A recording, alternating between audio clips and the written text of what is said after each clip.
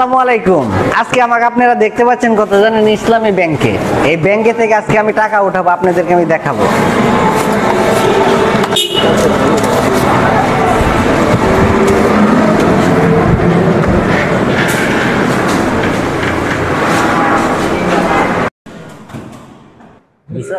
আপনারা দেখতে পাচ্ছেন আমি ইসলামী ব্যাংকে টাকা উঠাইছি আজকে, অনেকগুলো টাকা কিন্তু এখানে।